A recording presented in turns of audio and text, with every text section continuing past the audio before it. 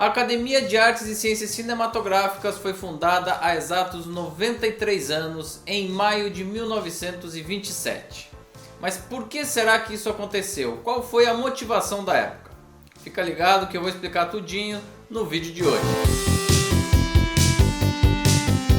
Para você que está chegando agora no canal do meu tio Oscar, não esquece de se inscrever aqui no canal e também de ativar as notificações no sininho, porque é muito importante. Também sinta-se à vontade para deixar aqui embaixo o seu comentário, sua pergunta, o que você quiser.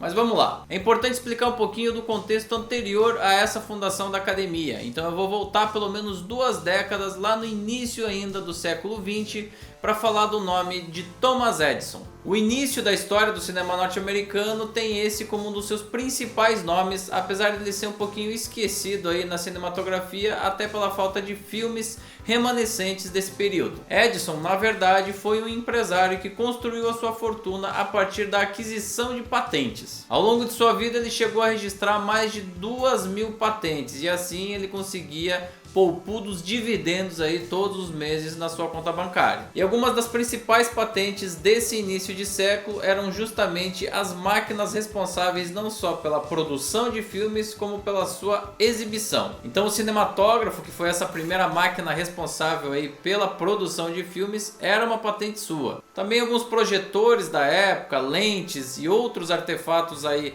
do início do cinema estavam sob sua patente. Percebendo que isso seria uma verdadeira mina de ouro, ele fundou em 1908 a Motion Pictures Patent Company, que num português bem claro foi uma tentativa de monopolizar toda a atividade cinematográfica dos Estados Unidos nessa época. Imagine você que todos os produtores, distribuidores e também exibidores dos Estados Unidos nessa época precisavam não só adquirir as maquinárias com ele, como também pagar licenças pelo seu uso. E a gente já está falando aqui de milhares de estabelecimentos costa a costa que faziam exibições de filmes e que precisavam desse maquinário. Qualquer empresário da área que não se adequava a esse sistema era automaticamente multado ou então perseguido. Além disso, ele conseguiu uma negociação muito favorável com a maior fornecedora de matéria-prima para a produção de filmes, que na época era a Eastman Kodak Company. Em outras palavras, todos aqueles que eram filiados a essa organização tinham vantagens competitivas muito claras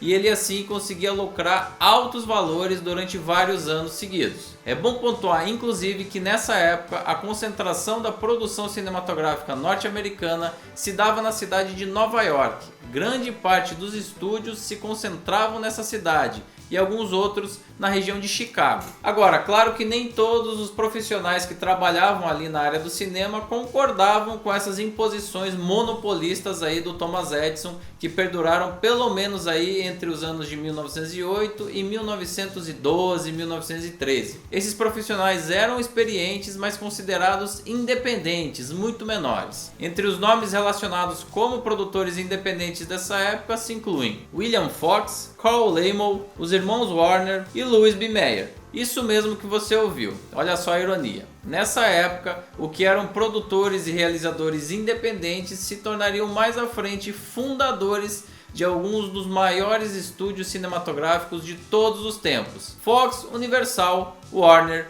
e a MGM. Para tentar burlar esse monopólio imposto pelo Edison, eles então partiram para algumas fórmulas alternativas de sobrevivência naquele meio. Entre essas estratégias estavam o uso de salas próprias para exibição, então você não só produzia o filme, como também tinha um local para exibi-lo. A aposta no formato de longas metragens que tinham mais de um rolo de comprimento, principalmente vindos da Europa. Até aquele momento o Edison acreditava que as plateias não iriam se acostumar a essas narrativas mais longas, então a maioria dos filmes dele eram curtas mesmo, de 10, 15 e no máximo 20 minutos. E a implementação de um Star System, então você tinha aí já a identificação das plateias com os grandes ídolos masculinos e femininos da época. Tudo isso foi importante, mas aí veio a grande sacada de vários desses realizadores, que era se mudar simplesmente ali da região de Nova York para uma nova terra. Foi aí que todos se encontraram com o Oceano Pacífico lá no sul da Califórnia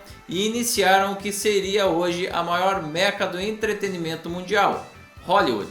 Estabelecer as operações na costa oeste era muito mais cômodo. Primeiro, porque assim o Edison estaria bem longe das fiscalizações que ele promovia com as empresas do ramo. Era mais fácil de fugir dessa fiscalização. Além disso, eles ainda encontraram outras vantagens ali da Califórnia, como as condições climáticas que permitiam as filmagens ao longo de todo o ano.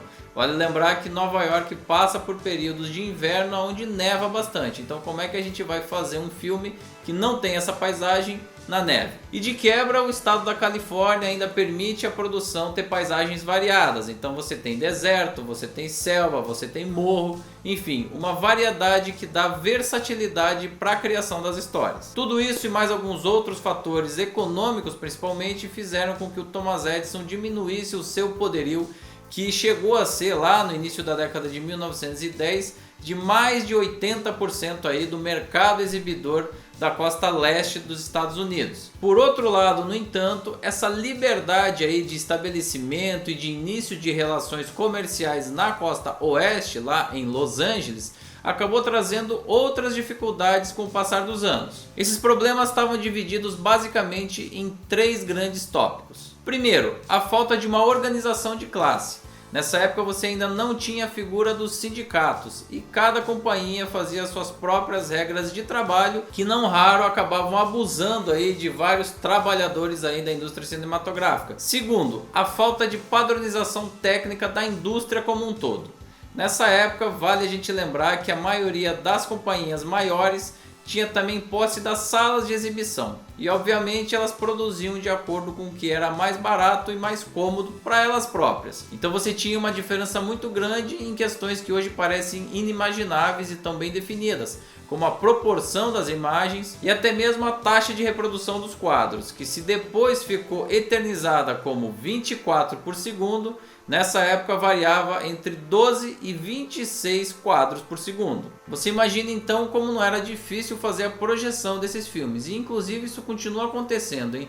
Na época da restauração de Metrópolis, que foi relançado em DVD, essa questão da quantidade de quadros por segundo voltou à tona no momento de você lançar essa edição para o consumidor final. E terceiro, o cinema nessa época ainda era visto como um entretenimento de segunda classe, que conseguia se comunicar muito bem com as massas operárias de uma forma geral, mas ele não tinha o mesmo prestígio de outras artes como o teatro, por exemplo. Muito dessa imagem um tanto preconceituosa até e ligado às massas tem a ver com os Nickelodeons, que na época eram salas de exibição bastante populares, de baixo custo de admissão, 5 centavos ou 1 níquel, como é conhecido lá nos Estados Unidos, a moeda de 5 centavos, e que dava acesso aí a uma sessão de cinema, normalmente de um curta-metragem, no início do século passado. Essas 3 grandes questões estavam ali rondando o ambiente de Hollywood naquele período, até que a gente chega na data de 26 de novembro de 1926,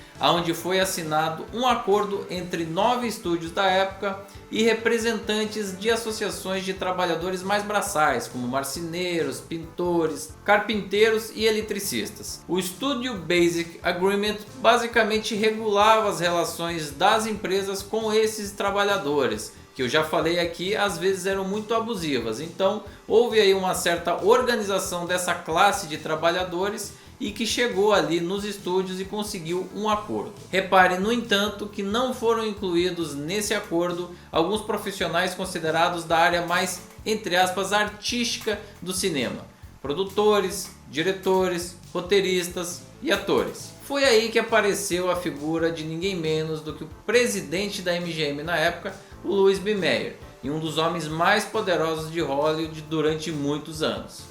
Ele pensou que seria bacana ter uma organização que fosse mais ou menos semelhante e que representasse esses artistas que ficaram de fora desse acordo.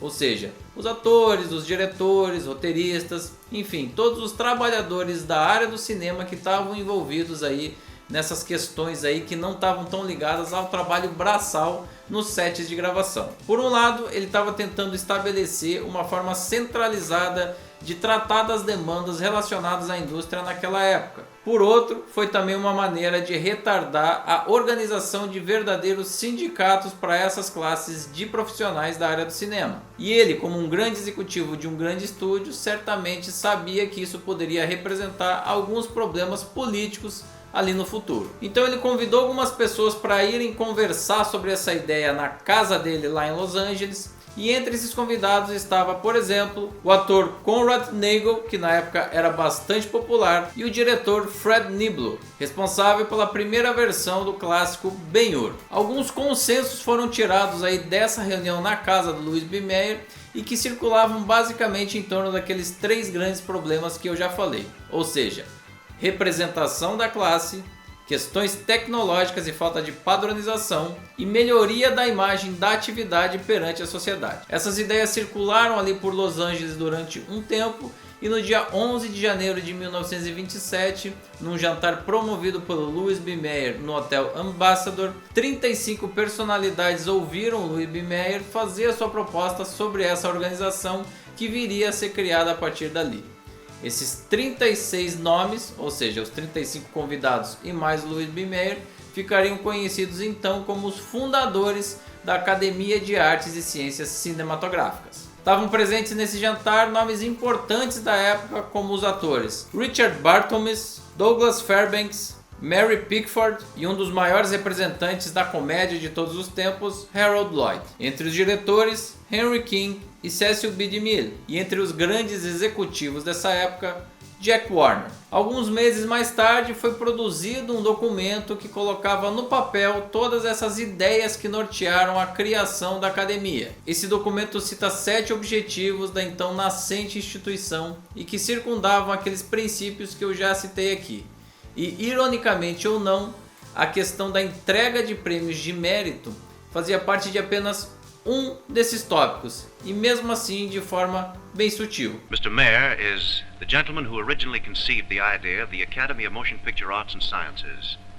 It was through his hard work and earnest efforts that this great organization has come into being. O Oscar, portanto, não era um objetivo inicial da academia, ao contrário do que muita gente pode pensar.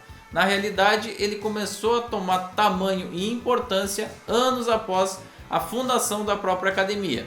Na realidade, essa organização sem fins lucrativos estava muito mais voltada à representação de uma classe subrepresentada naquela época e também à defesa de interesses de uma indústria que estava ali se consolidando na economia norte-americana. Mas será que a academia foi bem sucedida nesses objetivos colocados por esse documento de fundação? Pois é, sobre isso a gente vai conversar num próximo vídeo aqui do canal do meu tio Oscar. Enquanto isso, não deixe de compartilhar esse material, curtir o vídeo, se inscrever no canal e ativar as notificações no sininho, que é muito importante para a gente. A gente volta aqui no canal do meu tio Oscar, sempre com um vídeo relacionado a essa instituição que agora você já sabe por que surgiu. Te espero aqui.